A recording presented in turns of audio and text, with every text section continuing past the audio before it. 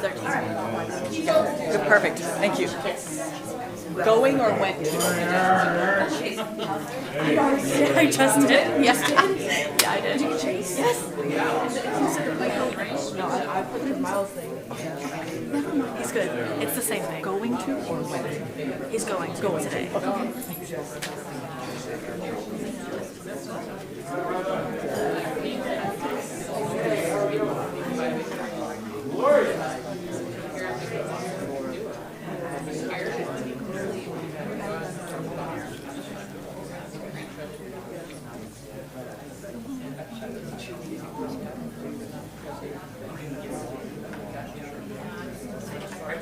All right, we are ready to start. Good morning, everyone. Good morning.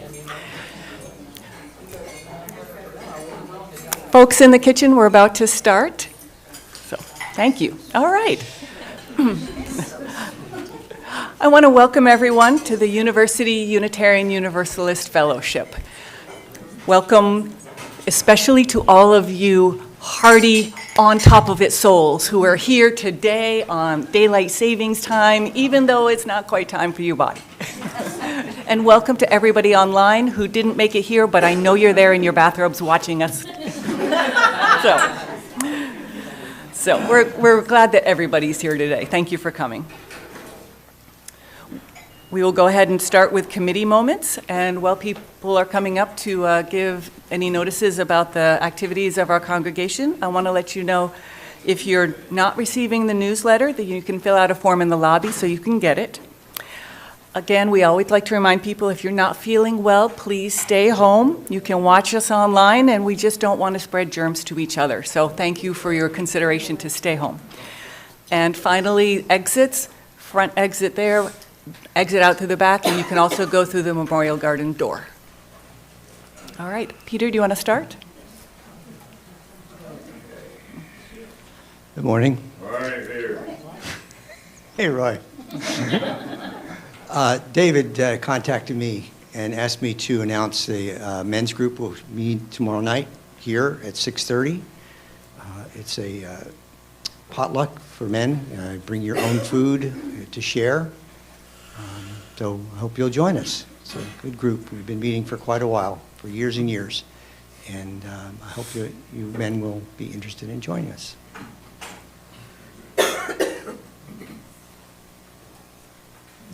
And Jilvita for Women's Group, we will have our potluck and game night on April 5th, I believe, the first Friday of the month. So hope to see you ladies there. Hi, Lori Hospitality. Everyone's taken up all the opportunities for doing coffee this month, but there'll be openings for April. Yeah. And also, somebody came to me after service and offered to help me with potlucks. But my brain is not as good as it used to be, and I've forgotten who that generous person was. Would they please come back to me after service and remind me who they are? Thank you. I take pictures of so many things to try and remember them. You might, if Lori wants your picture next time, that's why. So I have two things, Martha, on behalf of programs. From SAC, UU The Vote is starting this Wednesday night. I'm going to put these up on the bulletin board. Anybody can join and just, they have a 1 to 1.5 hour seminar to get us all geared up all over the country to UU The Vote.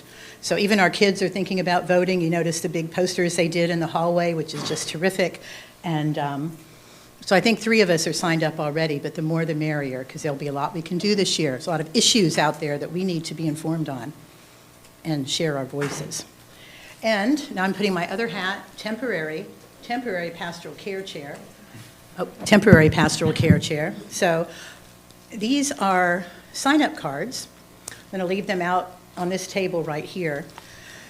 As far as I'm concerned, everyone is a member of our fellowship care team.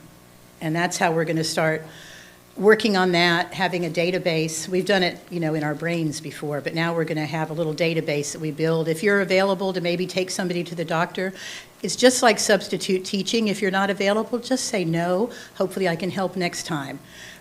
There's no requirement, but if we can all work together, I've put a few little things that maybe people can do. You can check check them off. And if you want to write cards, I'll bring you some cards and stamps and share addresses so we can just connect with each other more. So please give it some thought.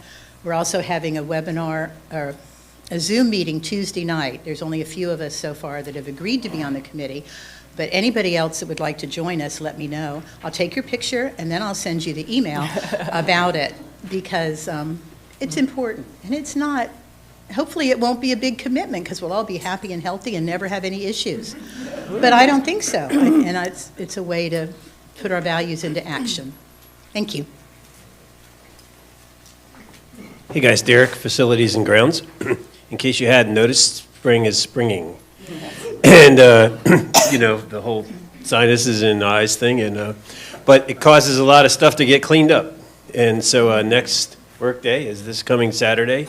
There's plenty of debris and weeds to pull and stuff to trim and a memorial garden to clean up. So I'll take all the help I can get.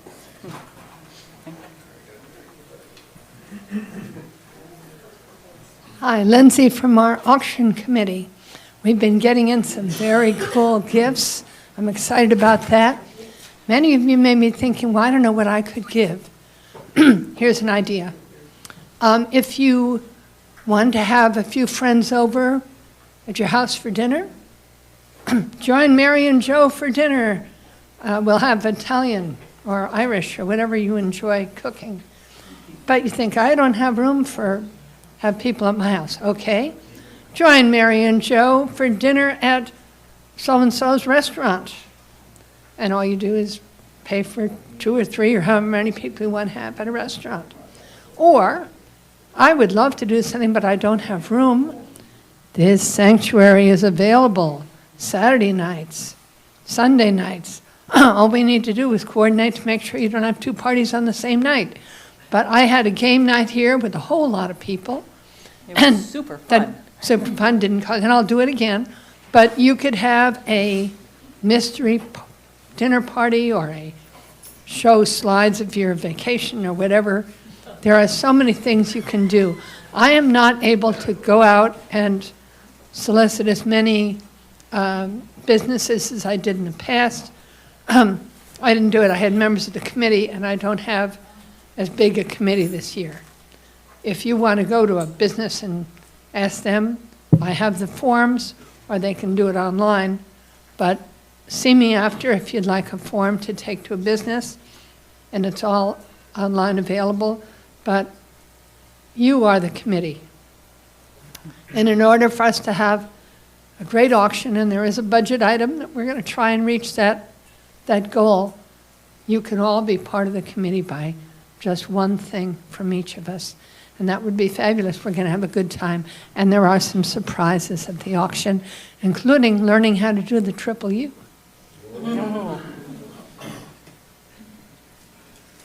Very quickly, Margie from membership.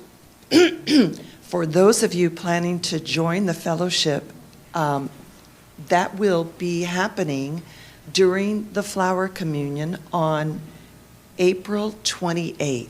So I'm looking forward to that. And if you are planning on joining us, on April 7th, I'll be conducting a Pathway to Membership meeting where we'll talk about what it means to be a member, and expectations of each other. So please let me know if you'd be coming to the Pathway to Membership meeting on April 8th, 7th, already messing people up, April 7th, because we'll be serving lunch.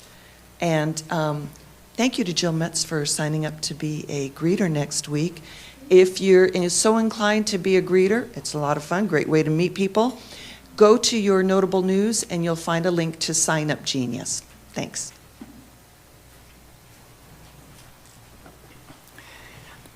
Thank you to all the committee members who keep so many activities going here.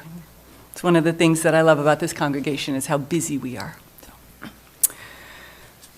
My opening words were written by Jane Malden, and she titled it Monarchs and Mysteries.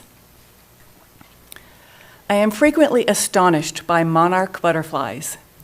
Delicate beyond belief, they fly thousands of miles each year from all parts of the continent to settle in the forests of South America. To my delight, their migratory route takes them along a bridge near my home. A few days ago, I was driving on this bridge during their annual display of fragility and strength.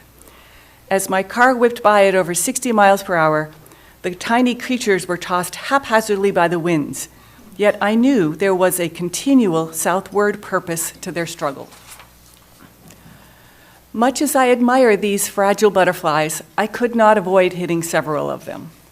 While orange wings smashed into my windshield, I remembered a chilling science fiction story I'd read as a child. A man of the near future travels back in time to the age of the dinosaurs to sightsee in that era. And despite the tour guide's warnings, he leaves the path in his excitement, and while he's in the underbrush, he sadly steps on and kills one tiny, fragile butterfly. When he returns to his own time, the world is horribly different. People are much crueler, an international fascist government now rules, the air is polluted. The death of one butterfly in the distant past has changed all of world history. As I travel the many miles of the bridge during the annual monarch butterfly migration, I wonder if I am wreaking any changes in the world to come. What effect do my words and deeds, both on this bridge and off, make in the environment and in the human world? Surely they do make a difference. Our kindness, our generosity affects lives that we see and lives that we will never see. Whether smashing butterflies or helping a friend, our actions echo through history. We will not always know the ramifications of our deeds, but they are there. We are surely connected one to another, and each of us to the greater world of monarchs and mystery. Our opening music today is a hymn, Let Nothing Evil Cross This Door, and it will be led by Janet Levins and played by Alicia Tran, who also played our lovely prelude this morning. Please rise and body your spirit. We know this one, so sing out. All 4 verses, too.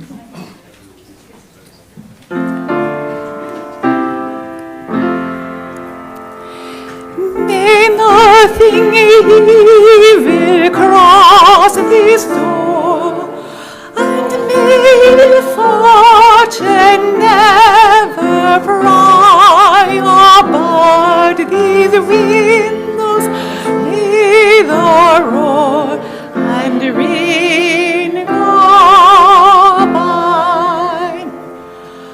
By faith made strong, the rafters will withstand the battering of the storm. His heart, though the world grow chill, will keep you warm. Peace shall walk softly through these rooms, touching our lips with holy wine, till every casual corner blooms into a shrine. With laughter drawn the rock shod, and though this lodging was gravine, may we be strong to keep it out and hold love in.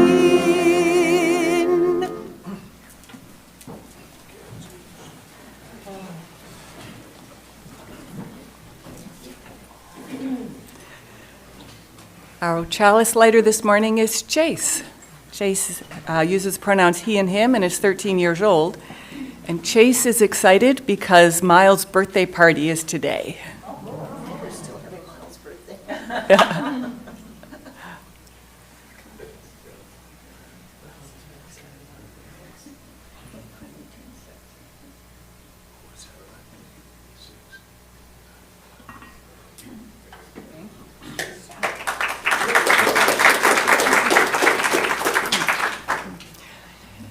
In the light of truth and the warmth of love, we gather to seek, to shame, and to share.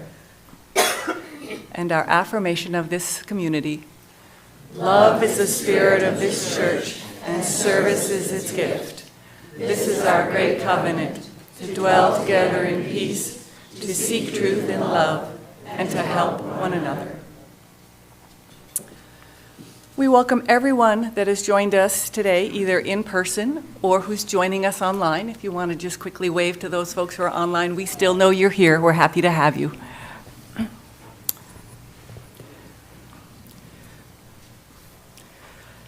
If this is your first time joining us, I encourage you to come back at least a few times, because we have different topics and different speakers here.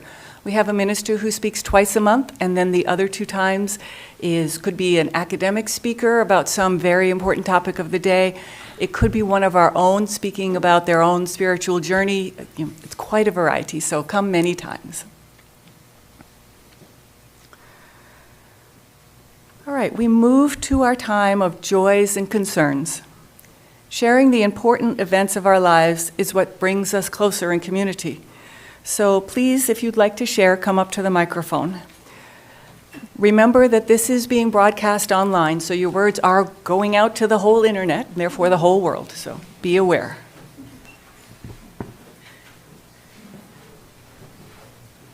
I'm so excited to jump on that bouncy house and trampoline.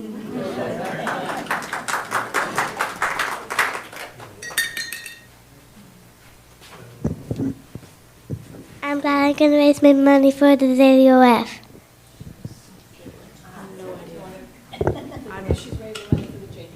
She is raising money for the JDF, yes. Send money for juvenile I'm joyful that I've made it to the octogenarian club. I turned 80 today.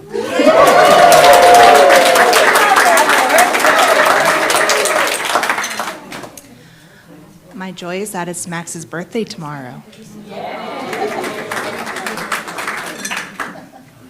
Hi, I don't usually do this, but I got into the UCF composition studio, so I get to stay in Orlando for 3 more years.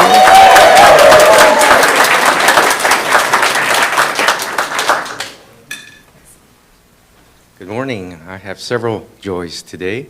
I want to thank James and the RE leaders and the youth for those posters. I wasn't able to be there that Sunday, but thank you so much.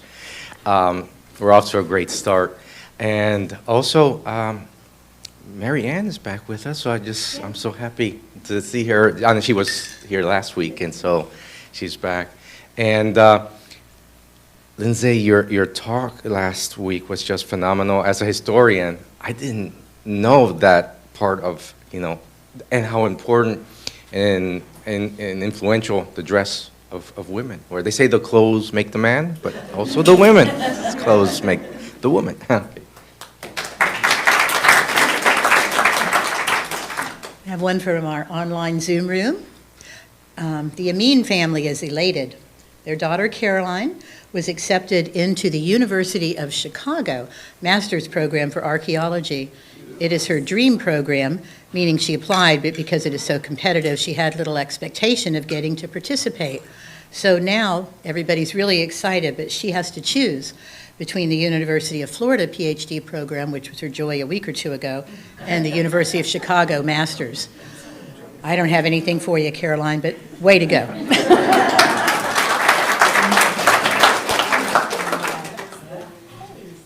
Hi, y'all. I'm Stephanie, and I have one concern. I'll go fast through that and then to the joys. The concern, and all I'm going to say about it is don't take Ozempic. Don't do it. Okay? Because some of you heard about the health problems I've had in the last few months. It was most of it caused by Ozempic. So just don't take it. My joys, though, are that some of those problems are being addressed, and most of them were temporary problems. A couple of them maybe weren't, but we'll figure that out over time, how to deal with those. My memory is shot.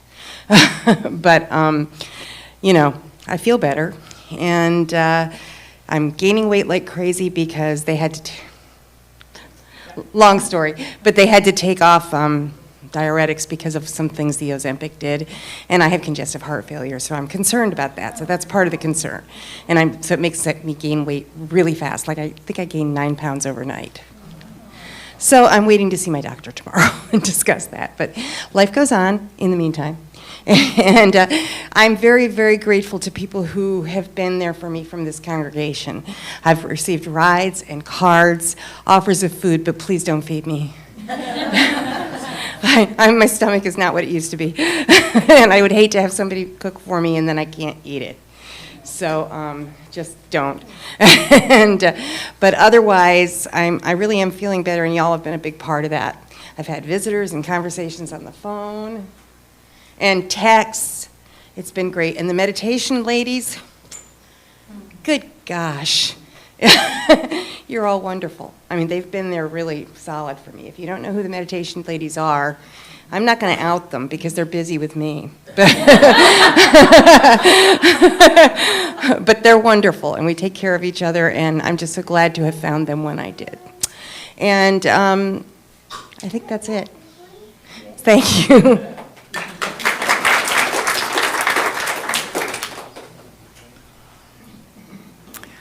Thank you to everyone who shared today. And if we could take a moment of silence to meditate on both those joys and concerns that were shared and the ones that are in people's hearts but are unspoken.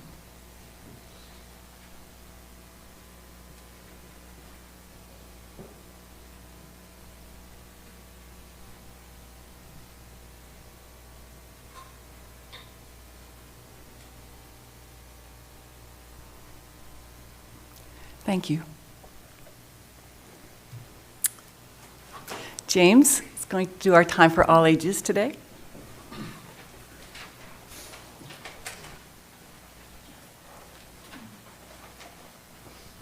Hello, everyone. Good morning. So, this month, our littlest UUs and upper elementary students are learning about our sixth I'll blame it on daylight savings times. Yeah, it's not my tongue's fault, it's daylight savings time. Our sixth principle, although I gotta say, sixth principle can be a tongue twister in and of itself. Try saying that 5 times fast. It's not as easy as it seems. The goal of world community with peace, liberty, and justice for all, or in more kid-friendly language, we believe in working for a peaceful, fair, and free world. Now, working for a peaceful, fair, and free world, that sounds good to all of us, doesn't it? I think it probably sounds good to the vast majority of people. It's something almost all of us can agree on. But things start to get a little more complicated when we get into the details. Words, you see, don't mean the same thing to all people. Even with things as straightforward as colors. I remember having an argument with my mom as a kid about whether a color we were both looking at was blue or green. Just yesterday, my grandparents were talking about a disagreement they had about whether a paint color was gray or white.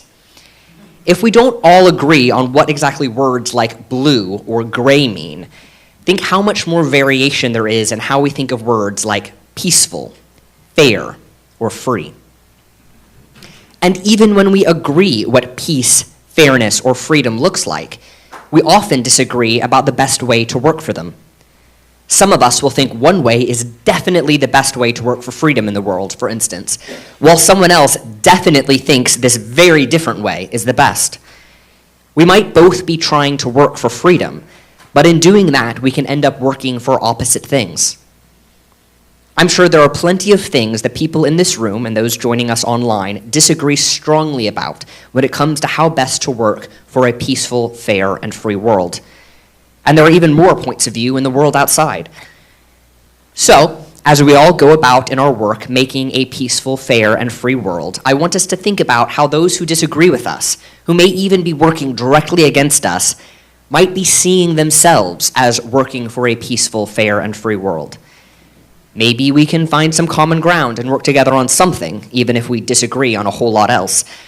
Maybe we can convince them to change how they see things a little bit, or maybe we'll learn a bit more about where they are coming from.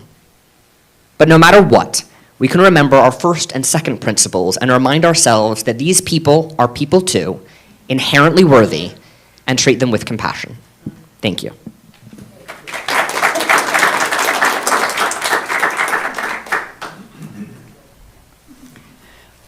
Thank you, James. As we come into the election and campaigning season that will be in full force this year, those are excellent words to remember. All right.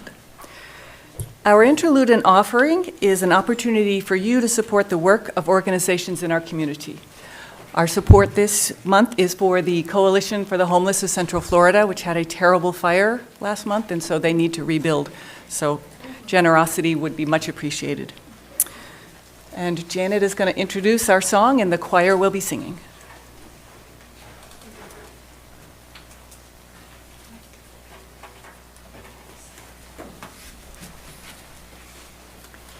So this is a piece for spring. It's Lyndon Lee, and it celebrates the spiritual nourishment that can be found when you're outside and one with nature.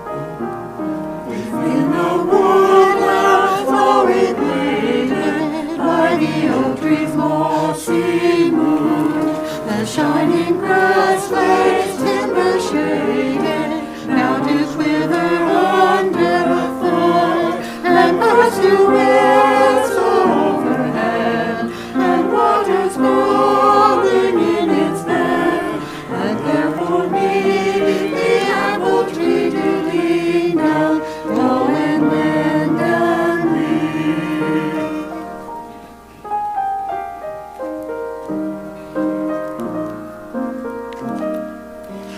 Leaves that lately were all springing, now do fade within the coves, and painted birds do hush their singing on the timber tops.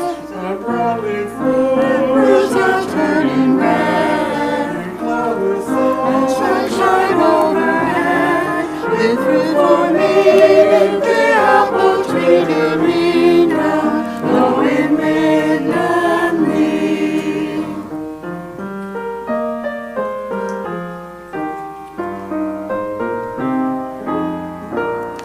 Let other folk make money faster in the air of dark green clouds. I don't dread of peevish master, though no man may heed my frowns. I be free to go abroad, to where for me the apple tree can lean down, blowing wind and leaf.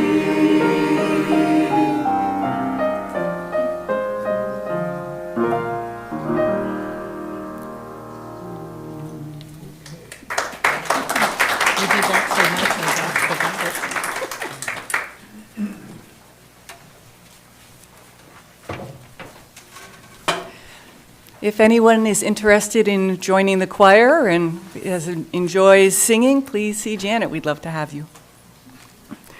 And while we're talking about singing, can you join me in happy birthday to Marilyn? Happy birthday to you. Happy birthday to you. Happy birthday, dear Marilyn. Happy birthday to you.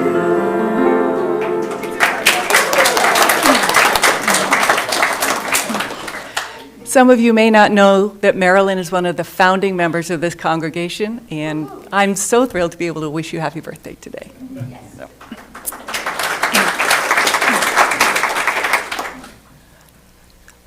Now it's the time that the children who wish can go out back and have some time for a lesson and some time on the playground. So we're going to now sing them out. We love you and bless you and send you on your way. We love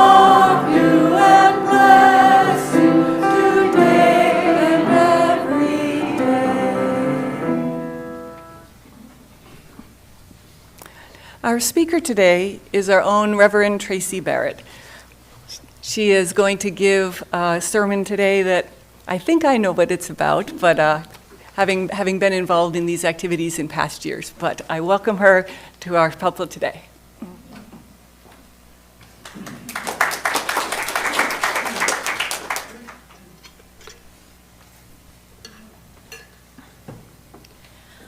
I have always had a fascination with ships. My father was a Navy man. His tattoo is in his honor. And although he retired by the time we moved to Florida in 1979, so I don't really have a lot of memories from his time there. But I do have a fascination and a love for ships. Now, it is important to note that that doesn't necessarily include boats, which my father drilled into me was different from ships, as those don't require the same levels of teamwork as ships. I have a distinct memory of getting to tour his assigned ship, the USS Francis Marion, before we left Virginia for Florida. And one of the things my father taught me when I would talk to him about the various types of ships throughout history is that it's very difficult to run a ship by yourself. Not just because you kind of need to sleep at some point, and the ocean does not just pause. There is no stopping on the side of the road in the ocean. No, to run a ship safely, you need a crew. You need redundancy in that crew as much as possible so that people can rest to be able to work the next day. You want people skilled in certain areas, navigation, cooking, engine, or sail repair. And you want people who can respond quickly to problems and crises. You want people with brute strength, and you want people with really great brains. And you really, really hope that everyone can get along, at least while they're working, because the last thing you need is two sailors fighting when there's something that really needs to be dealt with right then. You also need people who have a sense of pride in the ship. Because if the ship isn't being taken care of on a daily basis, it will fall apart. It takes all hands. The website, the Maritime page, says this: modern ships can have a crew of 15 to 25 persons. However, for the last 25 years, the number of crew members is being reduced, even more so on brand new ships. It is imperative that ship owners and operators complement the ship with a correct number of crew members so that navigation and operation of the vessel are not compromised. Well, so what does that look like? Well, according to the same site, a ship, like a cargo ship, not the big container ships, but the smaller cargo ships, need at least a crew of 25 people in 3 different departments.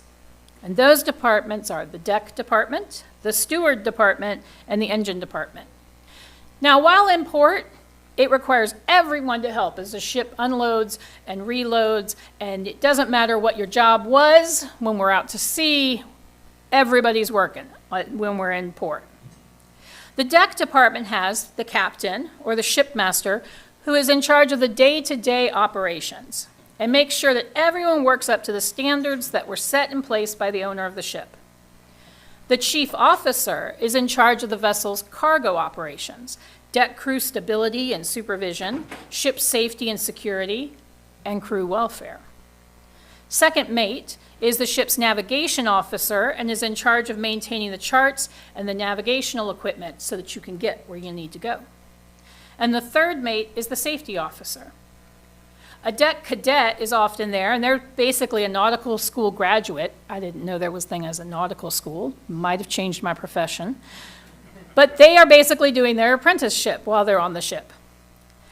The bosun handles everything with the deck crew, and they are responsible for the upkeep and operation of everything on the deck. The steward department of a ship is responsible for provision of meals on board. This ranges from providing all the food for the crew to preparing and serving them. And the steward department is also responsible for cleaning up after meals and ensuring that the galley, or kitchen, and the ship's accommodations are kept clean at all times. Now, the engineering department is made up of the following crew: chief engineer, in charge of all operations and maintenance involving the engine department. Second engineer oversees the engine department's daily maintenance and repairs, daily. And the third engineer is usually in charge of fueling the ship, making sure we got the gas, the fuel to get where we need to go. And then there's other engineers that work in various bits in the engine room that require regular maintenance. My daddy was an engineer on a ship. 3 big moving parts. No one group can keep that ship moving. It takes all of these smaller teams working together day in and day out. Now, maybe cargo ships aren't your jam. I'll admit they're not really mine either, but it definitely helps explain how a ship runs. See, whether you're on a sailing ship or a cruise ship, you're going to find these 3 groups, regardless of size. One of my guilty pleasures is watching the show Below Deck on Bravo. Does anybody watch that? See, I'm hearing the laughs, and I know I'm seeing you. You don't want to admit. That's fine. I'll admit. I watch it. And I know it's reality TV and likely includes way more drama than necessary, and maybe not. And you put people in a small space, things happen. Anyway, on that show, you don't necessarily see the engineering crew unless something has gone really wrong. But you do see how the stewards, the inside crew, and the deck team, the outside crew, work together with the captain to care of the ship and the guests. And here's what I've always liked about the show. In times when work is hard, everyone pitches in. I've watched the inside crew help the deck crew during docking and provisioning. I've watched the deck crew help the inside crew serve food, provide entertainment to the guests, and help clean up at night. And before each charter, the captain, the cook, the chief steward, and the bosun would sit down to plan what they needed and where they wanted to go to meet the requests of the charter guests. Each team lead would then pass that information on to their teams so that everyone was on the same page. Provisions would be ordered, rooms and decks cleaned, supplies organized, meals planned, and then it was time. The guests arrive, and the crew worked seamlessly, hopefully, to start the journey with as little distraction for the guests as possible. And I always liked that part of the show the best, because the deck crew and the captain would spread out across the ship. If they can't see everybody, but they usually have at least 2 people can see each other at all times, and they could all hear the captain. And so the captain would give information, and the people who were in their spot would say how close they are to the dock, how much further, what was in the way, so that the captain could pilot the ship out of port. I think a good analogy to this is to think about trying to move a 15-passenger van out of a tight-fitting spot where you, the driver, can only see in one direction, and you rely on a handful of other people in the van to give you what they see and to help you move the wheels. Chaos, right? Absolute chaos. And yet, when the communication flows and everyone is listening and sharing the important information, the ship slips out of the port like back in a compact car out of a parking lot in an empty lot. I have to admit, though, when I think of ships sailing the sea, I think of the old clipper ships with the tons of sails. Those are my favorite. And sure, they required a lot more crew than what we see on modern ships. And the communication and working together like a team, though, is the same, if not more so. There was no sonar or GPS or automatic bilges or sensors or any of that. They would chart their way and check and recheck daily that they were on the right path.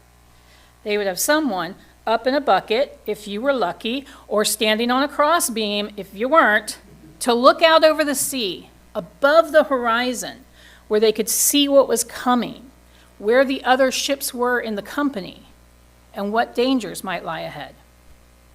It's what I think of when I think of visioning for the next year for a congregation. You need a team of people willing to get up there and look out and see what is out beyond our boundaries and how we can get there. And we have that team. That's what our Board of Trustees does. They get up from the deck level to be able to see beyond where we are now. They make sure that we're going the way we say we want to go, and they plan for us getting there. Now, just like a ship's crew, they don't work in a vacuum. They share that information of their hopes and dreams and visions for our congregational future with the committee chairs, kind of like when the crew leads would meet before each charter on below deck. And they also share that information with you, regardless of if you're not on a committee or not, because as we've heard today, y'all are the committees. You don't have to be a member, you don't have to go to meetings, but we all have work to do. And that's why we have the quarterly meetings. It's a time for all of the teams to come together and share where we've been, where we're planning to go, and how everyone can help. Because that's the point. Our ship requires all of us helping in both big and small ways to get to where we want to go. And we may all have to help in ways we didn't expect to. Maybe, like I mentioned with the Below Deck show, you'll be needed in another area than you've worked in before or felt like you were trained for. But certain times call for everyone to help. And this is one of those times. Our community, our state, needs our voice and our help, now more than ever. And it will likely mean reaching beyond our borders here at Triple U. It may mean working with community partners even more. It may mean letting people know that we are here and we are a welcoming and inclusive space where it's safe to question, safe to doubt, safe to deconstruct and reconstruct. It may mean learning new skills to keep up with the new technology and new ways of doing the work. In order to do that, stretch. In order to keep this ship upright and going in the right direction, we need all hands on deck. So what does that look like? Well, we say that we need your time, your talent, and your treasure. And all hands on deck often looks like a lot of time and talent. And it also means treasure.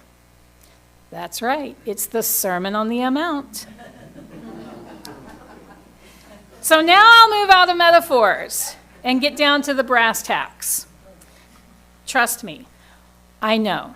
Costs are rising everywhere and incomes aren't keeping up with that. I know how expensive it is to live in Central Florida in general and Orlando in specific. Trust me, I know. And so this is where that concept of all hands on deck works well. As you're considering over the next few weeks what you want to pledge for the upcoming year, I want you to think about the difference between a pledge commitment and giving the same amount every week loose in the plate. Let's say you're pretty sure you could do $20 a month, but you're not fully certain, so instead of filling out a pledge card, you just toss $5 a week in the baskets. It's the same amount. But here's the thing. Our finance team and our treasurer work hard to make a budget that will help fund all of our ministries and pay for the bills then with enough breathing room so that no one stresses out. And budgets are based on pledges. By you saying, yes, I'm pretty sure I can do X amount a month this year, you're allowing the team to plan. They can't plan on what you might put in the basket. You're allowing them to come back to committees and teams and say, yes, we will be able to fund that budget request. You can always still give money in the baskets outside of your pledge because we do share our loose offering money with our community partners. The difference is that the pledge lets the stewards make sure we have all the provisions we'll need for this year's journey. My very first Sunday in my first Unitarian Universalist congregation happened to be Pledge Sunday. Now, I was self-employed at the time and was barely keeping my head above water as I lived back at home with my parents yet again. And I knew before that last hymn was fully sung that I wanted to help support that congregation. I wanted to be a part of it. I filled out a pledge card before I even signed the book. And it wasn't a lot. I didn't have a lot. I think I pledged $5 a month. And some months, that was hard. Other months it wasn't, and I could make up for it or work ahead a little bit. But I knew that my meager pledge joined together with even the largest donors to fill the tanks in the engine of that ship. All hands on deck. John Saxon says, "A religious community is like a river formed from the many streams of our lives that meet and merge and flow into the sea.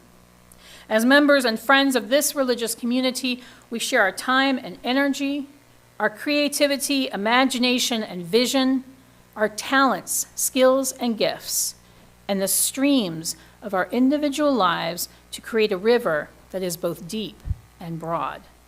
A river that is made up of many streams, sustains life, and refreshes the land through which it flows. But the river of this community also depends on our shared financial support that makes real our shared values and vision. Our shared financial support. One or two people cannot do it all. This ship, our ship, needs everyone to contribute in ways both big and small to help us sail into this next year beyond the boundaries of these four walls. It has been my honor for the past 3 years to kick off our pledge season, and I'm happy to do it again by passing it off to Melanie, who will share more about how you can pledge for this upcoming year.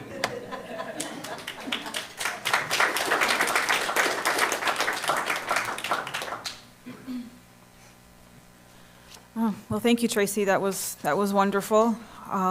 So I'm basically just going to tell you, once you've made your decision, how you can do it, the logistics part.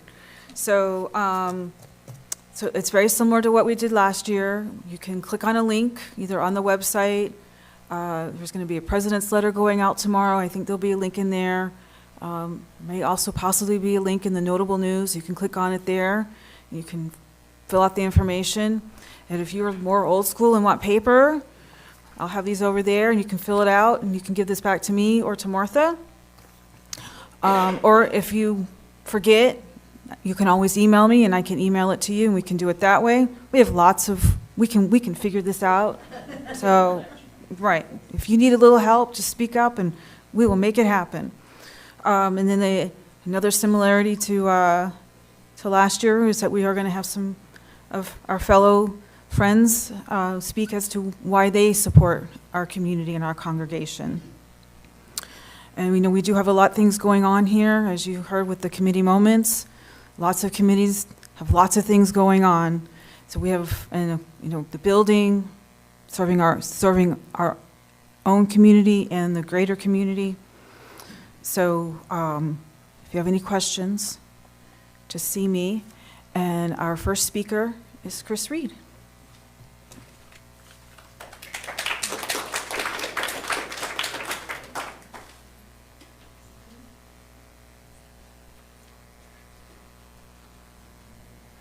Good morning. I had to look up my name tag. We actually joined the church in 2004, so I guess we've been members for 20 years, which is amazing to me. I first came to the church because of youth group. My son, our youngest, was friends with a young man who was very active in the youth group here, and Josh really wanted to come to youth group and be part of it, so that's what eventually brought the whole family here. I remember coming before we joined, so we must have been coming for a year or more before we joined. I remember coming to one of the first women's retreats that the church used to have in February or January. And I walked in the door and I really knew no one. And Rachel Christensen was sitting at a table drinking a glass of wine, and she welcomed me to the table and introduced me to people, and I just immediately felt that this was a community that I wanted to be part of. And since that time, we have done so many things with members of the community. I love our multi-generational activities and the chance to get to know so many special people, and I have so many people in my heart from this community that have meant so much. I've been challenged to accept leadership positions that I would never have done otherwise. So this is a place where you can grow and give of your talents, even some you may not know you have, and share your passions. I'm still very involved with youth group, and I teach OWL because those are two of my passions. And I encourage you to find what means something to you, what is special, and share it with this amazing group of people. And as has been said, whether you can afford to give $1 or $100, every bit of it helps and helps to support this amazing place and these amazing people. And it's been great, and I thank you all.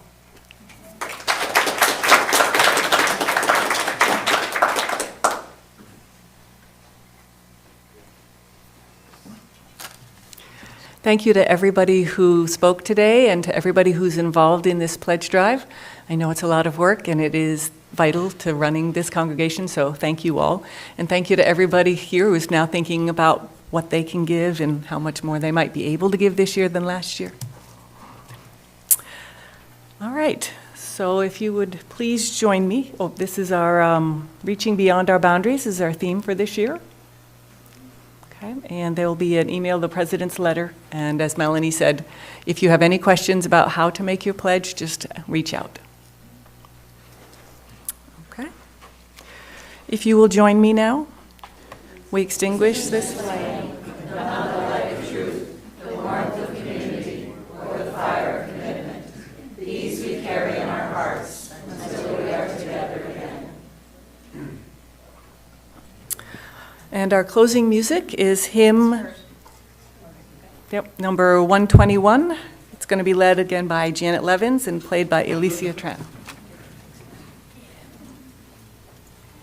Please rise again and body our spirit. We'll be singing verses 1, 2, and 4, as this is a pretty long hymn.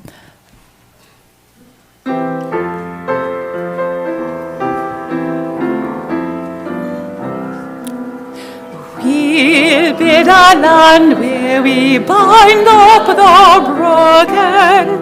We'll build a land where the captives go free. With the oil of gladness dissolves our mourning. Oh, we'll build a land, this land can be. Come, build a land with sisters and brothers, anointed by God, may then create peace. The justice shall roll down like waters, and peace like an ever-flowing stream. We'll build a land where we bring the good tidings to all the afflicted and all those who mourn, and we give them garlands instead of ashes. Oh, we'll build a land where peace is born. Come, build a land with sisters and brothers, anointed by God, may then create peace. The justice shall roll down like waters, like an ever-flowing stream. Come, build a land where the mantles of praises resound from the spirits, one's faith and one's weak, with a light of righteousness stand a people. Oh, come build thy land, my people we seek. Come, build a land with sisters and brothers, anointed by God, may then create peace. The justice shall roll down like waters, and peace like an ever-flowing stream.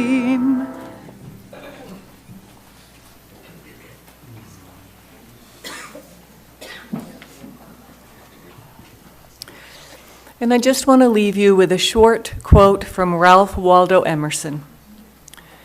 "The purpose of life is not to be happy. It is to be useful, to be honorable, to be compassionate, and to have made some difference that you have lived and lived well." Thank you, and I hope you all have a wonderful week. Alicia has a postlude for us.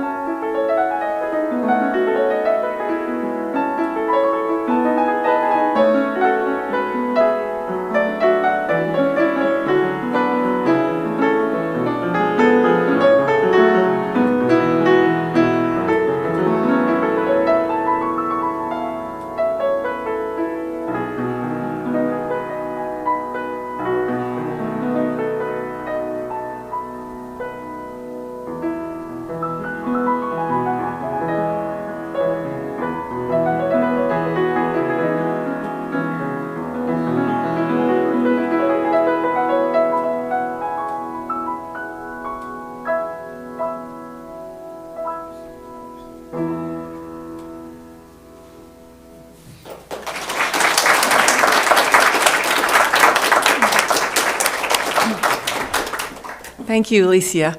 She mentioned earlier that she was accepted into the composer studio. There were only 2 slots available, and she got one of them. So we are so proud to have you as part of our Triple U family, Alicia. All right, thank you, everybody. Have a great day.